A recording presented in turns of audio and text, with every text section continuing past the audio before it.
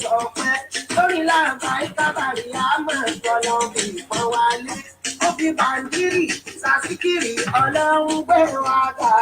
Ó tún kìlù ṣe síkìrì ọlọ́run pọ́n wálé. Àwọn tó ń fẹ́ bí ìgbà oṣù àwọn náà lè sọ. Alẹ́ àwọn tó lè la ìyá wa ń sọ pé lórí làbá ìkàbọ̀rọ̀ àmọ́ ìtọ́lọ́ fi ìpọ́n wálé.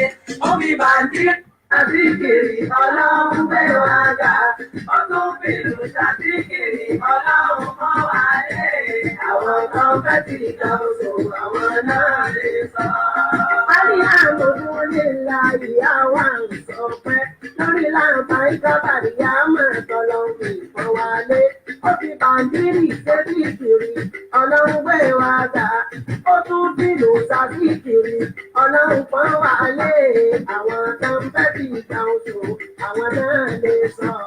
Alẹ́ àwọn tó lè la ìyá wa ń sọ pé lórí làbá ìkàbọ̀rọ̀ àmọ́ ìtọ́lọ́ fi ìpọ́n wálé. Ó fi bàǹdírì sàṣìkìrì ọlọ́run gbé wa ga. Ó tún kìlù sàṣìkìrì ọlọ́run pọ́n wálé. Àwọn tó ń fẹ́ bí ìgbà oṣù àwọn náà lè sọ. Ilé ayé ṣe jẹ́ nìkan, ó ti dá mi lójú. Mo sì fẹ́ kí gbogbo wa gbàgbọ́ pé báyẹn ló ti rí. Báyé bá jẹ́ ìkànnì ìkànnì kò ní sí káàkiri. Àwọn kan gbà fún wọn mọ̀, àwọn kan ò gbà fún. Àwọn kan fẹ́ ti là bá ìgbàgbọ́ oṣù sàmánì yìí. Àwọn kan máa fẹ́ tẹ̀yìn náà, ètò ọlọ́run ọba ni. Àmọ́ kọrin, àmọ́ lùlù yóò sì máa dojúra wọn lọ. Àwọn kan fẹ́ ti ìgbà oṣù, àwọn náà lè sọ. Alẹ́ àwọn tó lè la ìyá wa ń sọ pé lórí làbá ìkàbọ̀rọ̀ àmọ́ ìtọ́lọ́ fi ìpọ́n wálé. Ó fi bàǹdírì Sàṣìkìrì ọlọ́run gbé wa ga. ó tún kìlù Sàṣìkìrì ọlọ́run pọ́n wálé. Àwọn tó ń fẹ́ bí ìgbà oṣù àwọn náà lè sọ. Ẹ jẹ́ ká tẹ̀wọ́ àdúrà gbogbo mùmínì. Ẹ jẹ́ ká tẹ̀wọ́ àdúrà.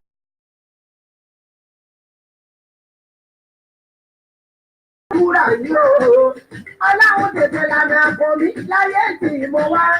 Kí má ṣe bá wọn sì so oníṣẹ́ ọba tó láyé. Iṣẹ́ kan lówó, olúwa mi dákun fún mi lówó. Balùbárì káàsì gbogbo nǹkan tí bá dá wọlé. Gbàdúrà mi tó bá gbàtàn, mọ́kànjú bà mí.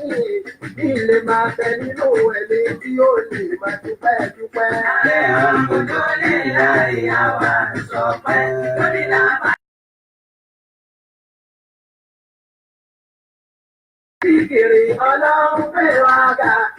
Ó tún kìlù sàṣìkìrì ọlọ́run pọ́n wálé. Àwọn tó ń fẹ́ ti ìgbà oṣù àwọn náà lè sọ. So alhamdulillahi rabbil alamin. Olórin wa náà la fi wọlé lénìí. Wọ́n ní alhamdulillahi ẹ̀rù ń ṣọpẹ́. Ọlọ́run adúpẹ́ fún ẹ o. Alhamdulillahi adúpẹ́ àyìn ológo. Ọba òun náà ní ọba àná, ọba ìní, ọba gbogbo ọba ọjọ́. Ọba tó jẹ́ pé kò ní ìbẹ̀rẹ̀, òun náà ní òjẹ́ kó ní òpin. Táì ká tó máa bá ọ̀rọ̀ wa lọ, ká tó máa wọnú ìtọ̀ lọ. Àkọ́kọ́ kákọ́ ṣe bí ìṣe wa náà, a'udhu billahi minash shaitonir rajim. Bismillahir rahmanir rahim. Allahumma salli ala sayyidina Muhammadin wa ala alihi wa sahbihi wa sallim. Alhamdulillahi rabbil alamin. Ar-rahmanir rahim. Maliki yawmiddin. Amin. قال رب اشرح لي صدري ويسر لي امري واحلل عقدة من لساني يفقهوا قولي واجعل وزيرا من آل هارون اخي اشدد به ازري واشركه في امري كي نسبحك كثيرا ونذكرك كثيرا انك كنت بنا بصيرا قال قد اوتيت سؤلك يا موسى. tó wàá dá ọpẹ́ fún Ọlọ́run àyìn ànábì wa Muhammad sallallahu alayhi wa sallam, àwọn àfáà wa, àwọn òbí wa, àwọn ọ̀gá wa, àwọn tí wọ́n nípa nínú ìgbésí ayé wa tí Ọlọ́run fi ní kí ayé wa máa rí bí ayé wa ṣe ń rí. Táyé ń pè wá léèyàn dáadáa, wọ́n ń pè wá lọ́mọlúàbí, wọ́n ń wò wá, wọ́n sì ń fi wá tọrọ fún ẹlòmíì tí àwa sì ń wò pàwọ̀ jẹ́ nǹkan kan, ṣùgbọ́n ọlá àwọn àfáà wa, àwọn ọ̀gá wa, àwọn òbí wa, àlùbáríkà wọn lápá lára wọn.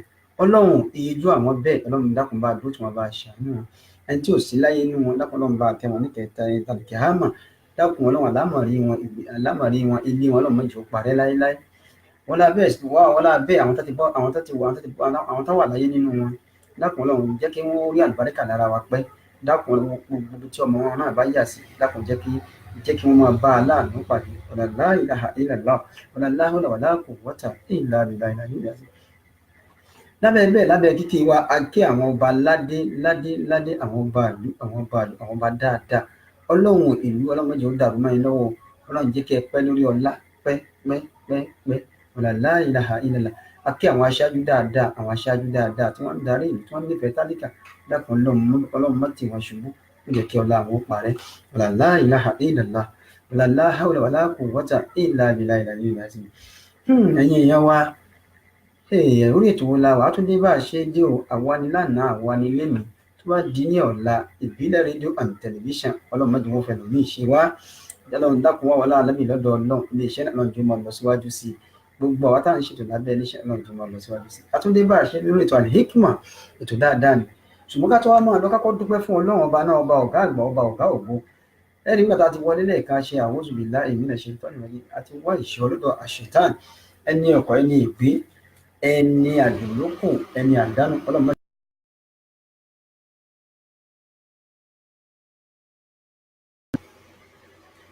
ọlọ́run má jẹ́ kí ó ráyè nínú iṣẹ́ ẹnì kọ̀ọ̀kan wa àmín nígbà tí olórin wọ́n wà lẹ́lẹ́kan ájúwà làbáìkà wọ́n ní alhamdulillahi ẹ̀rù ń ṣọpẹ́ ọlọ́run á dúpẹ́ fún ẹ̀yà nìyẹn lógo ọba òun náà ni ọba tó jẹ́ pé gbogbo àyíkáyè tí èèyàn bá lè wà gbogbo ipòkípò tí ẹ̀dá bá lè wà ẹ̀dá ò gbọ́ àwọn Yorùbá wa alásọdùn ni wọ́n àní sọ pé alásọjáàmù wọn ní ọ̀rọ̀ náà tọ́pẹ́ ojú ọpẹ́ lọ gbogbo ipòkípò tí ẹ̀dá lè wò kó lè wà láyé orí ọpẹ́ náà ló wà tọ́lọ̀ bá ṣe tó dùn mọ́ ọ nínú òun máa dúpẹ́ fún náà ni bó sì ṣe tí ò dùn mọ́ ọ nínú òun máa dúpẹ́ fún náà ni mo wà lọ́dọ̀ àfáà mi kan lánàá Allahu Akbar nílùú Ìlọrin àfáà mi dáadáa ni bàbá wa dáadáa bàbá wa ẹni àlùbáríkà Allahu Akbar àfáà wa tí mo fi ti tọ̀wọ̀tọ̀wọ̀ dárúkọ wọn tìlọrin àfáà wa Ibrahim apáná Zainatul Islam Zainatul Din àwọn ń sọ̀rọ̀ lọ wọ́n wá ń sọ fún mi àwọn ń sọ̀rọ̀ lọ lánàá nílùú Ìlọrin wọ́n wá ń sọ fún mi wípé èyí tọ́lọ́run mú wá nìyẹn tó bá tún yá yóò tún mú ètò dáa jù bẹ́ẹ̀ lọ wá ọ̀rọ̀ kan sọ débẹ̀ ọ̀rọ̀ wọn ni mo gbà wọlé tí mo fi dúpẹ́ lénìí nígbà táwọn ń sọ̀rọ̀ bá nǹkan báyìí ṣẹlẹ̀ wọ́n ní èyí tọ́lọ́run mú wá nìyẹn tó bá ọlọ́run tún mú èyí tó tún dùn tí ó dùn mọ́ wa nínú yóò tún mú wá ó tún wà sí pé kò sípò tí ẹ̀dá lè mú àfi ká máa dúpẹ́ fọ́lọ́run gbogbo ẹ̀yin tẹ́ ń gbọ́ mi tẹ́ ń wò wá gbogbo ẹ̀yin olólùfẹ́ ìbílẹ̀ rédíò and television both home and abroad tẹ́ ń gbọ́ wa tẹ́ ń wò wá tẹ́ ń nífẹ̀ẹ́ wa gbogbo tí ó dùn mọ́ yín ọlọ́run máa ṣe fún yín èyí tí ó bà yín nínú jẹ́ ọlọ́run yìí ṣe fún yín yóò wá wọlé abẹ́ níwájú ọlọ́run táwa náà ń bẹ lọ́hùn bá a ṣe fẹ́ kórí fún yín náà jẹ́ kórí bẹ́ẹ̀ fún àwa náà ẹ̀yin ẹ̀yẹ wa ni a tún dé bá a ṣe dé orí ètò ọlá wa orí ètò Al-Hikma the wisdom program tó jẹ́ pé ń wá sí ojú etí ìgbà àti ojú ìwọ̀n ní ọjọ́ mẹ́jọ àmọ́ àtúrà àforíjì ní ìjẹjọ a lè wá sórí ètò nítorí àtúrà àforíjì púpọ̀ níjẹjọ last week Friday a lè wá sórí ètò nítorí ìdíkà àti ìkejì nítorí wípé kó lè bá a dá náà ni àwa ti mọ̀ wípé àyẹ̀wò olùfẹ́ wa a ti míìsì púpọ̀ ẹ̀yin náà ẹ̀ ti míìsì wa ẹ̀ míìsì wa gan pé àárín àfáà lórí ètò ṣùgbọ́n àwa làwọ̀ wá sórí ètò níjẹjọ pẹ̀lú ìdí kan àti kejì ṣùgbọ́n ìbílẹ̀ rédíò lọ́jọ́kọ́jọ́ ó ń wà káàkiri àgbáyé gbogbo àsìkò níbẹ̀ fún yín tó ìyẹn yẹn wá wà lórí ètò Al-Hikma program nínú ibi iṣẹ́ wa ìbílẹ̀ rédíò and television ṣé wọn ò tí ì dámọ̀ ni wọn ò tí ì gbọ́ ni níbi tá a káàkiri ayé dì tó bá fẹ́ máa gbọ́ wa lọ lórí Facebook ìbílẹ̀ rédíò wà níbẹ̀ ìbílẹ̀ rédíò Nàìjíríà and television lọ sí orí Instagram lórí Twitter lórí YouTube lórí TuneIn Radio ó bá wa bẹ̀ kedere náà ni kò sí àsìkò tó gbà sí tó ní wọlé a lè máa ń sọ fún wa wípé ìpolówó ọjà yín àti ìkéde yín ó ṣe pàtàkì lórí iléeṣẹ́ wa fún abroad number tẹ́lẹ̀ pè wá sí +4474 5935 3799 +4474 5935 3799 abroad number wa òun nìyẹn tẹ́ bá tó wá wọ ẹ̀yìn mi ẹ rí àwọn contact wọn bẹ̀rẹ̀ rẹ̀ kò sí tó bí wátà nípa ọ̀dá sí advert wà níbẹ̀, jingles, entertainment, breaking news, gossip and news, event promotion, church program, muslim program, gbogbo ẹ̀ pátá kò sí tó gbé wá. Wọ́n dá iléeṣẹ́ kan lẹ̀ ni wọ́n mọ̀ pé iléeṣẹ́ tiẹ̀ kéré o nítorí pé kí ni o níbi kékeré báyìí nìkan ti ń di ní ńlá o. tó lábẹ́ bẹ́ẹ̀ ẹ̀yin èèyàn wa ẹ rí i pé nọ́mbà tẹ̀lé kí wá sí láàbùrọ̀dù yẹn ẹ kàn sí wọn gbogbo tẹ́ bá béèrè lọ́wọ́ wọn wọ́n dá wa lóhùn gẹ́gẹ́ bí ìbéèrè wa. tó bá jẹ́ pé lórí ètò Al-Hikmat ni èmi ọmọ yín dáadáa tẹ́ ti mà mí bí ẹni mọ̀ wọ́n ni èmi ọmọ yín tẹ́ ti mọ̀ bí ẹni mọ̀ wọ́n èmi lọ́lọ́ ọmọ yín olólùfẹ́ yín àbúrò yín ọ̀rẹ́ yín kí wọ́n lówó ẹ̀yin lẹ́yìn ò tí ì gbọ́ ni nọ́mbà tẹ̀lé kò ní sí kì í ṣe tó le 07069678147. orúkọ tèmi ní Abdulaziz Isahak Abiola Ìdíàkún ọmọ bíbí wọn nínú Òṣogbo, ọmọ akéwìgbẹ́rú mọ̀kè ìgbẹ̀kọ́ tó pẹ̀lú ní ìsinmi ẹ̀kọ́ kì í sìyàn, ọmọ àgbà kan ò bí mọ́lẹ̀ kó hùwà kà, àgbà tó bá bí mọ́lẹ̀ bó hùwà kà pọ́pọ́ títí ọmọ rẹ̀ ó jẹ́ ń bẹ̀.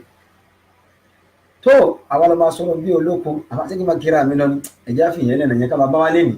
ẹ̀yin èèyàn wa lé ètò tá a wà yìí, ètò Al-Hikmat, ìpolówó ọjà yín àti ìkéde ó ṣe pàtàkì lórí ètò yìí. kò sígbà tẹ́ kò wá tá a dá yín nù. ẹ̀yin bẹ́ẹ̀ ṣe MC ni ẹ̀bẹ́ ṣe kíní kan ni ẹ̀bẹ́ bá wá ṣe lẹ́tọ̀ gbogbo tẹ́ bá kò wá sí engagement ni ẹ̀bẹ́ wá sí níbi ìgì ni níbi ìgbéyàwó ni òkú àgbà ni ká bá ń sọ̀rọ̀ náà ká bá ń darí ẹ̀ gbogbo ẹ̀ lọ́dọ̀ fi ràn wá. tí lórí iléeṣẹ́ ìbílẹ̀ rédíò yìí kò sí nǹkan tẹ́ wá débẹ̀ tẹ́ ẹ̀ rí, kò sí talent tẹ́ wá débẹ̀ tẹ́ ẹ̀ ní bá. bí jàmbá ti ń kọrin ni wọ́n wà níbẹ̀, àwọn agbẹ́dẹ̀gbẹ́yọ̀ Allahu Akbar, ṣé Ìyá Ìbàdàn la fẹ́ sọ ni, ṣé Lady Dee la fẹ́ sọ ni, àtàwọn bẹ́ẹ̀ lórí program tẹ́lẹ̀ ká ló kún present, àti àwọn bàbá wa tọ̀hún náà tán ṣe lọ́kọ láya ní every Saturday.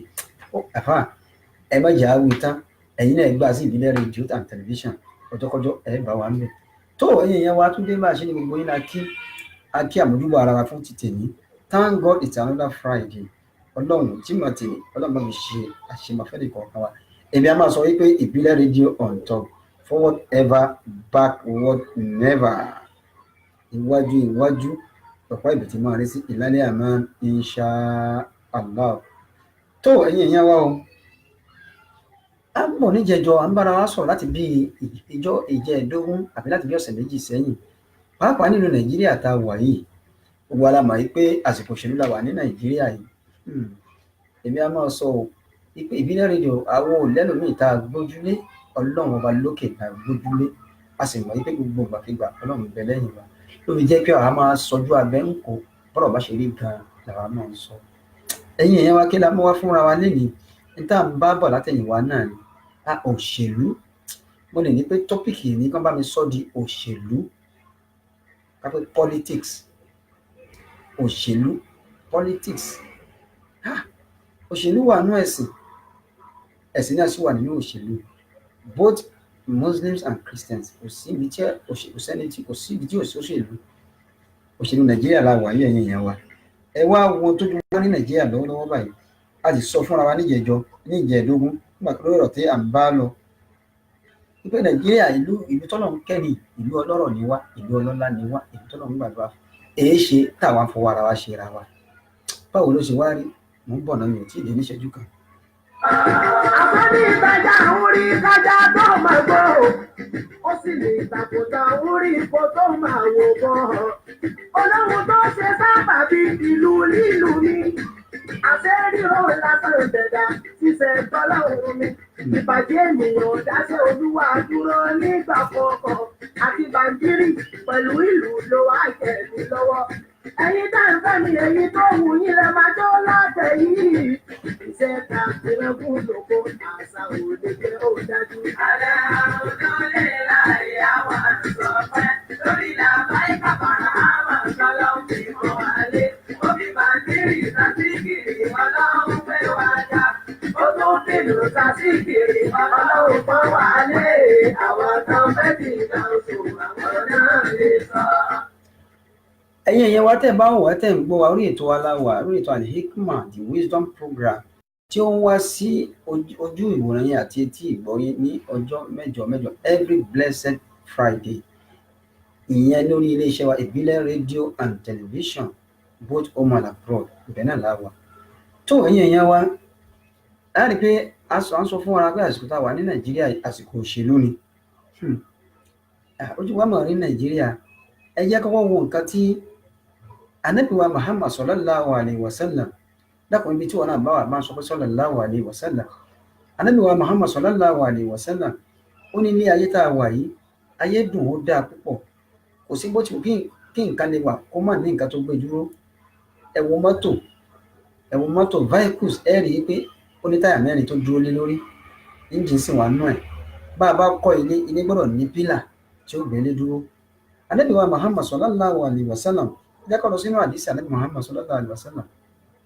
Kí ni Ànábì sọ fún wa? Ànábì ní qawamu dunya bi arba'atil ashiya'i sallallahu alayhi wa sallam. Àlékún ìkẹ́ ọlọ́run bá ṣe fún Ànábì Muhammad. Ànábì ní qawamu dunya bi arba'atil ashiya'i, nǹkan mẹ́rin ló gbé ilé ayé dúró. Ilé ayé tá a wà yìí, oríṣi àwọn èèyàn mẹ́rin lọ́lọ́run gbé ilé ayé dúró lé lórí. Ẹ máa wòye pé ṣáà gbé nǹkan lé wọn lórí ni àbí kí la ṣe fún wọn? Bẹ́ẹ̀ kọ́. Ànábì ní qawamu dunya bi arba'atil ashiya'i, nǹkan mẹ́rin la gbé ilé ayé lé lórí. Nǹkan mẹ́rin ni pílà ilé ayé àtàwọn tá a wà nú ẹ̀. Tí nǹkan mẹ́rin bá ti yẹ̀, ilé ayé náà ti wó. Ẹ̀yin jàmáà mi, nǹkan mẹ́rin náà ṣó dúró déédéé lẹ́nu àbí ò dúró déédéé? Ṣó ti yẹ̀ àbí ò tí yẹ̀? Bí kálukú náà mọ̀ bira ara lérò. Ẹ wá àsìkò òṣèlú tá a wà yìí, ìwà àwọn olóṣèlú wa. Ẹ wá wo oríṣiríṣi nǹkan tí wọ́n ń ṣe. Ọ̀pọ̀lọpọ̀ ṣe ìlérí, wọn àmú ìlérí wọn ṣe. Wọ́n ti gbàgbọ́ yí pé ọjọ́ kan ẹni kálukú wa á pàdé pẹ̀lú Ọlọ́run, á ṣe ìṣirò iṣẹ́ níwájú Ọlọ́run. Allahu akbar. Ẹ jẹ́ àwọn ohun tó ti nǹkan tó ń ṣẹlẹ̀ nísìnyí ní Nàìjíríà. A rí olóṣèlú kan yóò ta kọ́sọ́ láti inú pátì kan yóò bọ̀ sínú pátì kejì. Ẹ wá ń tàn wá jẹ, ẹ ń deceive wa. Pátì kan ló gbé ẹlòmíì wọlé tó fi débẹ̀, ó sì ń ṣèjọba náà lọ́wọ́, bí a ní Senate House ni, àbí House of Rep, àbí State House of Assembly, àbí governorship. Yóò máa ṣe lọ́wọ́, yóò wá sọ wípé mo kúrò nínú pátì mi, mo bọ́ sí pátì mi. Ẹ sọ fún ẹni bẹ́ẹ̀ tó lè bínú fi pátì kan sílẹ̀, tó sì jẹ́ pé ipò tó ń lò lọ́wọ́, pátì tó ń lò lọ́wọ́ yẹn náà ló gbé débẹ̀, ó wá kúrò mẹ́wàá bọ́ sí wòye. Ipò wọn tó ń lò lọ́wọ́ yẹn kí ló ń lẹ̀ jámánù ní ọ̀nà ìgbóhùn ní ẹni ìsẹ́lẹ̀ House of Rep pẹ̀lú wa. Bínú onú kan pátì kan wọ́n ní ògùn dá kan kò tí ì lọ́wọ́ ta ní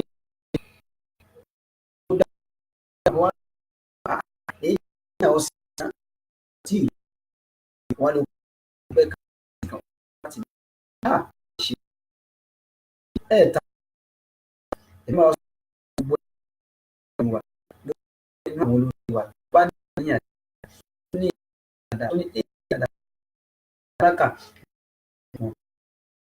gbogbo àwọn àdéhùn wọn mú àdéhùn ṣe ọlọ́run ni wọn olú ẹ̀ jẹ́ ní àdáadáa máa dúró sí àbúrò àmọ́ ẹni láì sí ìtàn bá débẹ̀ gbogbo owó tó ń fi ṣe ṣe bí tó bá débẹ̀ wọ́n fi yàtọ̀ wá ní kó lọ ṣe nǹkan ọlọ́run ní ṣípè a sì ní ṣàbí ọlọ́pàá tí wọ́n yàn fi wọ́n wà lọ ó kú. Ànábì Muhammad sallallahu alaihi wasallam ó ní agbé ilé ayé lérí nǹkan mẹ́rin, ó ní qawamu dunya bi arba'atil ashiya'i. Ilé ayé tá a wà yìí agbé lérí nǹkan mẹ́rin. Alákọ̀ọ́kọ́ mẹ́rin, ó ní alákọ̀ọ́kọ́ bí ilmil ulama'i, àwọn àfà tí wọ́n nímọ̀ nípa Ọlọ́run, àwọn wòlíì dáadáa tí wọ́n nímọ̀ nípa Ọlọ́run, àwọn ní òpó àkọ́kọ́ tí mo fi mú ilé ayé dúró. Sallallahu alaihi wasallam, sallallahu alaihi wasallam, sallallahu alaihi wasallam. Èyí ṣe ohun kí ló dé nínú Nàìjíríà tó jẹ́ pé àwa náà bá ṣe máa lọ́jọ́ orí àti délé ayé tó jọ mẹ́ta báyìí kọ́ la bá Nàìjíríà. Ẹ̀yin náà tẹ̀ ń ṣèjọba lénìí, ṣé bẹ́ẹ̀ ṣe bá Nàìjíríà nígbà kékeré yìí ni, ṣé bẹ́ẹ̀ ṣe bá lélẹ̀? Ọba tó jẹ, ọba kan jẹ ó fi ṣẹ̀gí kọ́lé, ìkan sì jẹ ó wú ṣẹ̀gí ó wú ta. Àwọn méjì náà ni ó ní tàn o, àwọn méjì ni ó ní tàn lẹ́nu ọmọ aráyé o, yóò sì ní àkọ́kọ́ tán wọn sí eléyìí nígbà tí bẹ́ẹ̀ sí nígbà náà ṣé bẹ́ẹ̀ lórí máa ọlọ́run ìlú dáadáa ẹ dákun ẹ bá mi láti ilé agbára wa lọ́hùn sẹ̀ tọ́píìkì tèmi politics in Nigeria òṣèlú Nàìjíríà nínú Nàìjíríà Ànábì Muhammad ó ní àwọn wòlíì dáadáa àwọn àfáà dáadáa ìmọ̀ ọlọ́run tó wà lára wọn àti ìbẹ̀rù ọlọ́run ara wọn àfi gbé ilé ayé dúró òpó kan nìyẹn Allahu Akbar ìyẹn kó ó láwọn nǹkan tí mo nílò mẹ́rẹ̀ẹ̀rin yìí tí n bá tẹnu bọ̀ wákàtí mẹ́ta àlè parí ẹ̀ ṣùgbọ́n ẹ jẹ́ ká máa bàbọ̀ ẹ jẹ́ kó torí pé nínú àwọn àfáà náà nínú àwọn wòlíì náà tí wọ́n jẹ́ alátìlẹ́yìn fún àwọn tí wọ́n ṣe ìjàmbá fún wa yìí fún àwọn tí wọ́n ń darí wa tí wọ́n ń fi ìyà jẹ wá yìí tí wọ́n jẹ́ alátìlẹ́yìn fún wọn náà àwọn àfáà nínú àwọn wòlíì ó wà nínú wọn o. a ní ìwọ̀ ń bẹ́ẹ̀ tí wọ́n bá wa pé àfáà ní wòlíì ọlọ́run ní mo fẹ́ mi lọ fún post báyìí ẹ bá mi bẹ lọ́run ẹ bá mi gbàdúrà ọlọ́run gbé mi débẹ̀ kò sí nǹkan tó burú mẹ́ àmọ́ ìjẹ́ ńgbà tí wọ́n wá ṣé ìwọ sọ òótọ́ ọ̀rọ̀ fún wọn ọ̀pọ̀lọpọ̀ àfáà ọ̀pọ̀lọpọ̀ wòlíì ọ̀pọ̀lọpọ̀ pastors ọ̀pọ̀lọpọ̀ imams wọn sọ òótọ́ mọ́ nítorí owó tá fẹ́ gbà lọ́wọ́ wọn ẹ sọ òótọ́ fún wọn ibi tó ń lọ yìí o a mọ̀ lẹ́yìn dáadáa tẹ́lẹ̀ ni wọn náà ti fẹ́ kó sínú òṣèlú rántí pé àwọn kan ní wọ́n ń yàn ọ́ síbẹ̀ o tó o bá débẹ̀ tán tọ́lọ́run ní kó o ṣe o kó o gbìyànjú agbára rẹ torí pé kí ni ẹnìkan ò lè ṣe tán you just do your best and leave the rest èèyàn kan ò lè ṣe tán gbìyànjú agbára rẹ káyé máa pé o ṣe dáadáa ẹ sòótọ́ fún wọn tí wọ́n bá fún yín lówó fún yín lówó nǹkan tó náà bá sì fún àwọn àlè fún wa kí wọ́n tó wá nǹkan là ń jẹ èyí ṣe ẹ̀yin olórí wa kí ló dé tá bẹ̀rù Ọlọ́run Ànábì Muhammad sallallahu alaihi wasallam ó sì wájú ó ní bí sàhàwátìlẹ̀ agínìyáì ẹlẹ́ẹ̀kejì nǹkan tá a fi gbélé ayé dúró sàhàwátìlẹ̀ agínìyáì ọrẹ títa tí àwọn olówó ọlọ́lá tí wọ́n ń ta fún àwọn tálákà ọrẹ títa yẹn tí wọ́n ń ta jáde tí wọ́n fún àwọn tálákà lówó tí wọ́n ń dùn wọ́n nínú àfi ó jẹ́ ìkànnì nǹkan tó lọ́ọ́ fi gbélé ayé dúró ó di méjì wọ́n ní sallallahu alaihi wasallam wọ́n ní wà Ànábì Muhammad sallallahu alaihi wasallam ọ̀rọ̀ yìí máa dáa púpọ̀ kí wá ní ẹlẹ́ẹ̀kẹta ìwà Ànábì Muhammad sallallahu ó ní ẹlẹ́ẹ̀kẹta òun ni níta lè pè ní bídùá il fuqara ẹsẹ̀ kẹta tó mú ní ayé dúró òpó kẹta ilé ayé ó ní 4 pillars òpó mẹ́rin ló gbé ní ayé dúró ẹlẹ́ẹ̀kẹta ń bẹ náà àwọn pillars nínú àwọn pillars òun náà ni bídùá il fuqara àdúrà tí àwọn tálákà ń ṣe fún àwọn olówó ẹni tó fún tọrọkọ́bọ̀ tó ṣàánú tó rán ọmọ rẹ̀ ní school tó fún ní scholarship kò ní ṣépè fún ọ àdúrà ni ó ṣe àdúrà tí wọ́n ń ṣe yìí òun ló fà tó jẹ́ pé gbogbo àwọn ọlọ́lá tí máa ń ṣe dáadáa wọn yìí ṣubú Ànábì Muhammad sallallahu alaihi wasallam ó ní tajawwazu an zambi sakhir fa inna Allaha khaizun bi yadihi iza khatura pé ẹ máa mójú kúrò níbi ọlọ́run tó bá ṣe ẹ máa níbi àwọn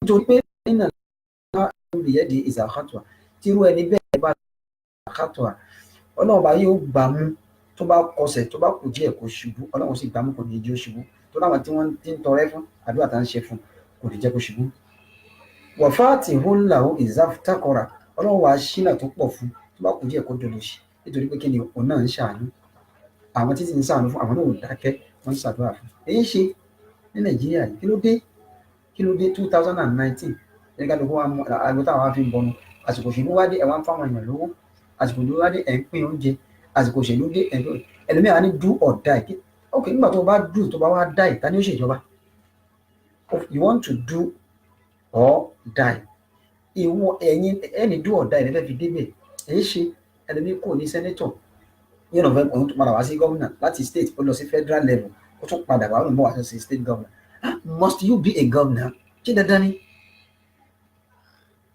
wọ́n tún wá dìbò ìbò tó wá ní favour ẹlòmíì yóò wá sọ pé dandan òun lọ sí court òun fẹ́ ṣe kíní kan must you be a governor ṣé dandan kẹ́ ẹ bí kẹ́ ẹ débẹ̀ ni must you be a senator ṣé dandan ni nítorí pé tá a bá wá nǹkan tọ́lọ́run bá fún wa dúró dàsìkò mí ọlọ́run fún ọ ẹlòmíì ti ṣe first time yóò fẹ́ lọ sí second time why kí ni òun campaign fún iṣẹ́ ọwọ́ rẹ̀ lẹ́nu campaign fún ọ Barrister kọrin ó ní ẹ̀dá yòówù tó ń ṣèkà láyé ọmọ ádámà bá ń ṣàdúrà fún, iṣẹ́ ọwọ́ ẹ̀ yóò máa ṣépè fún, iṣẹ́ ọwọ́ rẹ̀ yóò máa ṣépè fún. Ẹ̀dá yòówù tó ń ṣeré láyé, bọ́mọ ìbúnà ádámà ń ṣépè fún, iṣẹ́ ọwọ́ rẹ̀ yóò ṣàdúrà fún, iṣẹ́ ọwọ́ rẹ̀ yóò ṣàdúrà fún. Ẹ̀yin èèyàn wa, ẹ máa bá wa share, ẹ máa bá wa share, ẹ máa bá wa share. Iléeṣẹ́ wa Ìbílẹ̀ rédíò, fi ṣàwọn selfish, gbogbo yín la pè, gbogbo ayé lọ̀rẹ́ títí wa. Ẹ máa bá wa share, ẹ máa bá wa share, ẹ invite àwọn ọ̀rẹ́ yín, ẹ share kó káàkiri. Ẹ wá wò ẹlẹ́ẹ̀kẹrin tánà Muhammad sallallahu alaihi wasallam ó ní bí adìlẹ̀ umara yìí, àwọn olórí tó ń ṣe déédéé, àwọn aláṣẹ tó ń ṣe déédéé, àwọn leaders tí wọ́n ń ṣe déédéé, àwọn ni òpó kẹrin tó gbélé ayé dúró. Nítorí pé àwọn onímọ̀ tí ìbá ṣọlá àwọn onímọ̀ ni Ànábì ní lá alákàlẹ̀já ìlú, àwọn aláìmọ̀kan tí wọ́n nímọ̀ Ọlọ́run, tí ìbá ṣọlá àwọn àfáà, àwọn wòlíì dáadáa, àwọn tí ò nímọ̀ Ọlọ́run, tí ò mọ anything, gbogbo orú wọn bẹ́ẹ̀ wọ́n ti parẹ́. Torí tí ìbá ṣe Ọlọ́run tá à ń gbọ́ lẹ́ẹ̀kọ̀ọ̀kan ni ilé ayé ìbá ti bàjẹ́ jù báyìí lọ. Sallallahu alaihi wasallam. Ànábì tí wọ́n ń bá ọ̀rọ̀ bọ̀ ó ní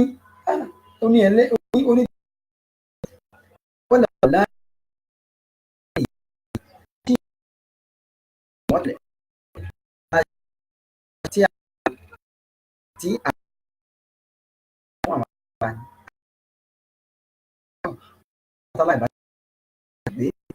bá ti gbé jẹ́ aláàánú àdá Ọlọ́run wọlé ilẹ̀ kí láwọn ẹ̀rẹ́ láwọn ẹ̀rẹ́ ní ìgbà tí wọ́n wà ní.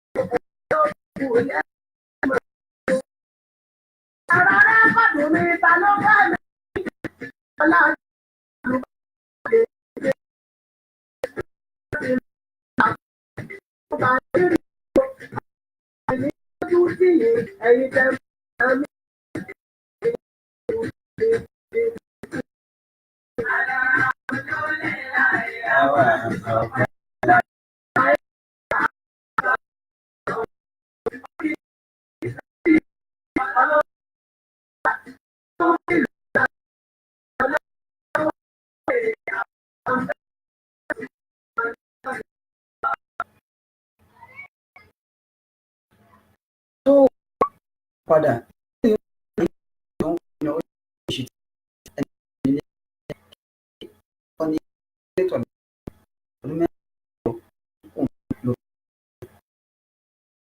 ojúkùn bẹ́ẹ̀ lọ́jọ́ kìíní dé lájẹ̀ dáadáa ni ìyẹn bá fẹ́ di tó bá dà tó bá dé àwọn ìṣẹ̀lẹ̀ tó ṣe one order from one to another ẹ̀ wà kiri náà Allah wa ẹ̀ wọ́n fọ́ọ̀mù lásán bẹ́ẹ̀ gbọ́ ṣì gbé tiẹ̀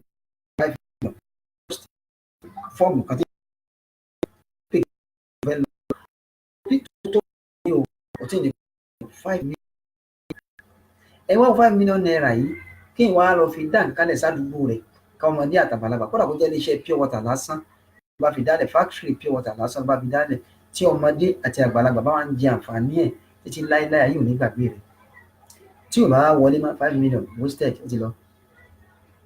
Ká tó sọ pé nígbà tó bá gba fọ́ọ̀mù tán wọ́n ṣe